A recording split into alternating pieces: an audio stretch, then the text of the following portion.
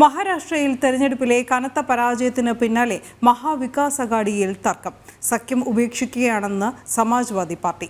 അയോധ്യയിൽ തർക്കമന്ദിരം തകർത്തവർക്കൊപ്പമാണ് ശിവസേന ഉദ്ധവ് വിഭാഗമെന്നും സഖ്യം തുടരാനാകില്ലെന്നും SP സംസ്ഥാന അധ്യക്ഷൻ അബു ആസ്മി വ്യക്തമാക്കി.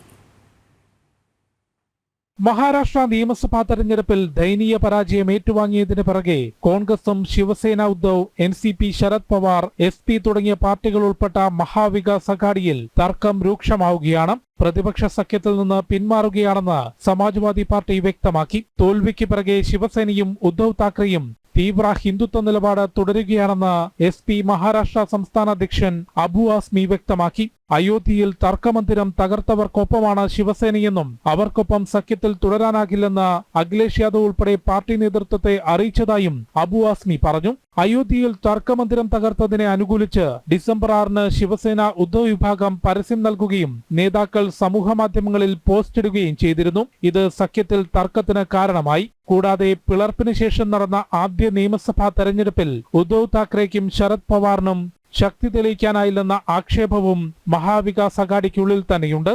ജനം, ഡൽഹി.